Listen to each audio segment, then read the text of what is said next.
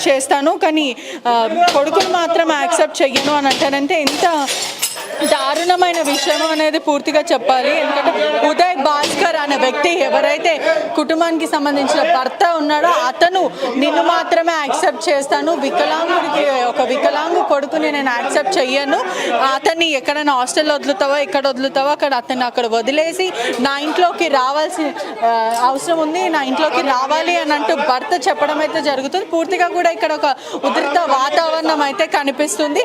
మీ భర్త అంటే ఇంత జరుగుతుంటే మీ భర్త ఇక్కడ కనిపించేమో మేడం తెలియదు. నేను మధ్యాహ్నం కలిసిండు, పోలీసు వాళ్ళ ముంగట కూడా మాట్లాడిండు కానీ రెస్పాండ్ లేదు. ఎక్కడికి వెళ్ళిండో నాకు తెలియదు. అంటే ఇంత గొడవల ఇప్పుడు ఇతను సఫర్ అవుతున్నాడు అని అయితే తెలుస్తుంది కదా. చూసాడు మేడం, బాబుని చూసిన కానీ ఏం రెస్పాండ్ అవ్వలేదు. అంటే పూర్తిగా కూడా చూడొచ్చు గొడవ భయభ్రాంతులకు అయితే పూర్తిగా గురవున్నారని కూడా తెలుస్తుంది.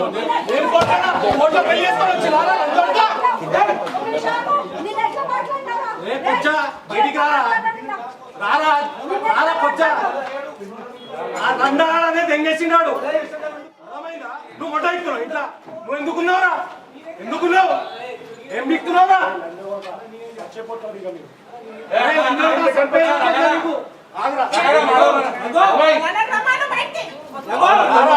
నీకు రక్తం వస్తుంది.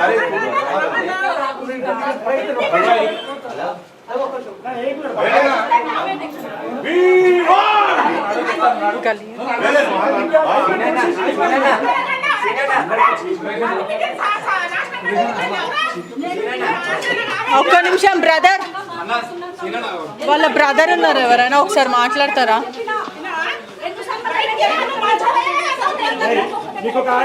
వాళ్ళ అన్న మాట్లాడిన వాళ్ళు ఒకసారి వాళ్ళ కుటుంబానికి సంబంధించిన వాళ్ళతో మాట్లాడే ప్రయత్నం కూడా చేద్దాం ఒక్కసారి.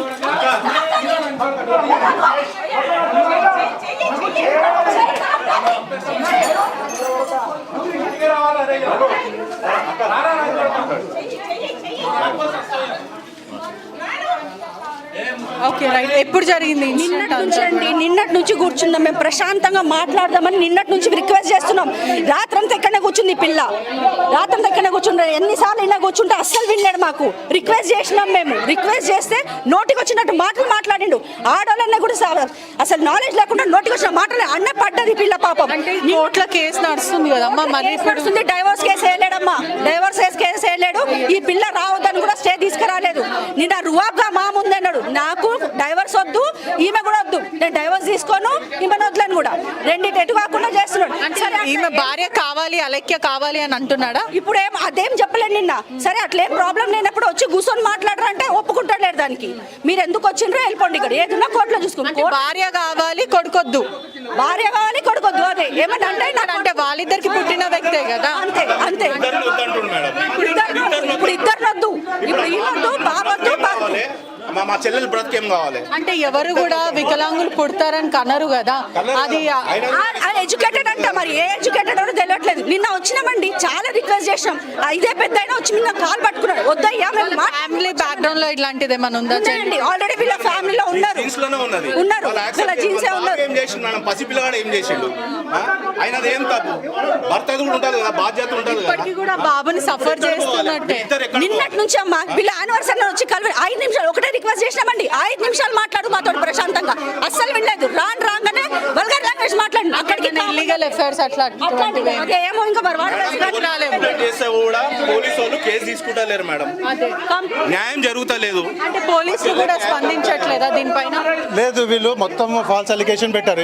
అంత నిన్న ఎస్ఐ గారు ఏమని చెప్పారంటే, మా అబ్బాయిని ఇస్తలేడు, ఇట్లా మా వైఫ్ ఎంజాయ్ చేస్తున్నది అది అని చెప్పేసారు. అంటే ఎస్ఐ మేడం తెలియదు యాక్చువల్లీ టాపిక్ ఏందో.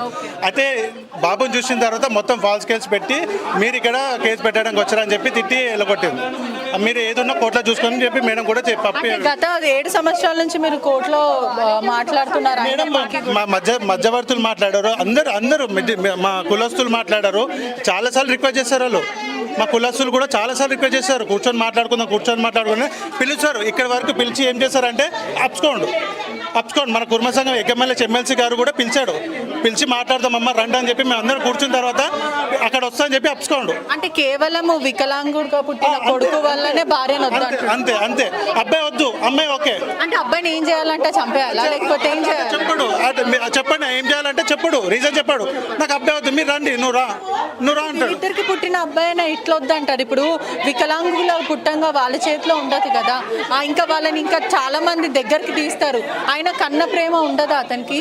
మేడం చాలా మంది డీసీపీ కానీ హ్యూమన్ రైట్స్ కమిషనర్ కానీ చాలాసార్లు కౌన్సిలింగ్ ఇచ్చారు. అతనికి ఏమని చెప్పారంటే నెక్స్ట్ బేబీ పుడతాడు, మంచి హ్యాపీగా హెల్తీ లైఫ్ ఉంటుంది, హాస్పిటల్ చూపించుకొని సరైన ట్రీట్మెంట్ చేయించుకో, అట్లా ఉండదు, నీ అదృష్టంలో అట్లా కలిగిందేమో, మీరిద్దరు మంచి స్ట్రాంగ్ ఉంటే ఆ అబ్బాయి కూడా బాగుంటాడు, ఎవరైతే బేబీ సెకండ్ బర్త్ ఇస్తారో అతనే చూసుకుంటాడేమో అని చాలామంది డీసీపీ కానీ చాలామంది పోలీసులు కౌన్సిలింగ్ ఇచ్చారు. చాలా కౌన్సిలింగ్ అయినా మాకు ఇతనికి ఏంటంటే లో పాయింట్ కోర్టులో పోతే వీళ్ళు ఏం చేయలేరు అని చెప్పేసి కోర్టులో పోయేదాకా చేశాడు ఇతను. కోర్టులో పోయేదాకా చేశాడు ఇతను. ఏంటంటే కోర్టులో పోయినాక ఇంకేం చేయలేరు కదా, పోలీసు కూడా ఏం స్పందించలే ఛాన్స్ ఉంటుంది అని చెప్పి లాయర్ సజెషన్ చాలా క్రిమినల్ మైండ్. లాయర్ ఎట్లా చెప్తారో అట్లా స్టెప్స్ చేస్తాడు. అది మేడం. ప్రస్తుతం మీకు ఏ విధంగా న్యాయం కోరుకుంటున్నారు? ఇప్పుడు కూడా మా తరఫున ఏమన్నా తప్పు ఉంటే కూర్చొని మాట్లాడదాం. మాట్లాడి పెద్ద మనుషుల సమక్షంలో మా చెల్లిని ఇంట్లో తీసుకోండి, మా అల్లుని ఇంట్లో తీసుకోండి. మీకు ఏ విధంగా మీకు హెల్ప్ కావాలన్నా మేము కూడా చూసుకుంటాం. ఫ్యామిలీ సపోర్ట్ కూడా మేము చేస్తుంటున్నాం. మేము అట్లా వదిలేము. హెల్ప్ కావాలంటే కూడా మేము చేస్తాము. ఫైనాన్షియల్ హెల్ప్ కావాలని కూడా చేస్తా అని చెప్పినాం. ఎందుకంటే మాకు మా చెల్లిని ఇంకొక పెళ్లి చేసే ఉద్దేశం నాకు అస్సలేదు. కలిసి ఉండాలనుకుంటున్నారు. అదే మేడం, మాకేం లేదు. ఇప్పుడు కూడా మేము మా పాపని ఇంట్లో తీసుకోండి, హ్యాపీగా ఉండండి. మా వల్ల మీకు ఏమైనా ప్రాబ్లమ్స్ మేము ఇంటికే రాం. చెల్లని ఇంకా కొడుకుని మంచిగా చూసుకుని ఫైనాన్షియల్ హెల్ప్ కావాలని కూడా మేము చేయడానికి రెడీ ఉన్నాం. కానీ మా చెల్లిని వదిలేకండి. మా చెల్లికి ఇంకో పెళ్లి చేసే ఇంట్రెస్ట్ కానీ అది మాకు లేదు. లోపలనే ఉన్నారు, గడి కూడా తీస్తలేరు. ఏమంటున్నారు? వీళ్ళ ఇన్ఫ్లుయెన్స్ ఆ బాబు ఖరాబ్ అయ్యాడు. వీళ్ళ ఇన్ఫ్లుయెన్సే ఖరాబ్. వాళ్ళే వీళ్ళు నేర్పించింది. ఆ బాబు కొన్ని రోజులు సరే నాకు అదృష్టం ఇద్దే అనుకున్నాడు, కానీ వీళ్ళకి ఏడా బడ్డని పని ఒత్తిడి అవుతుందో అది వీళ్ళు అంటే ఇప్పుడు సోషల్ స్టేటస్ ఈ అబ్బాయిని మేము ఫంక్షన్స్ లేదా క్యారీ చేయలేము, మాకు ముఖం చాట చేయలేమని ఈ విధంగా మమ్మల్ని చేశాడు. అరేంజ్మెంట్ చేసి నీట్గా పంపించేశారు. ఇప్పుడు తెరిచే అంటే డోర్లు తెరిచే ప్రయత్నం అయితే జరుగుతుంది మేడం. మేము రిక్వెస్ట్ చేస్తున్నాం, వాళ్ళని రిక్వెస్ట్ చేస్తే ఏది ఉన్నా కోర్టులో చూసుకుందాం, మేమైతే ఇక్కడ యాక్సెప్ట్ చేస్తాం లేదని ఇదే స్టాండ్ మీద ఉన్నారు వాళ్ళు. ఏదైనా కోర్టులో చూసుకోండి, మేము వచ్చే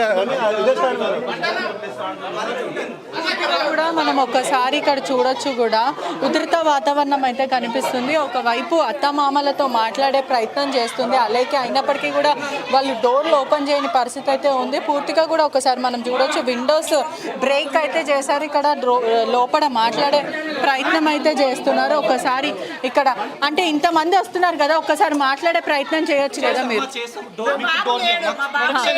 ఓకే,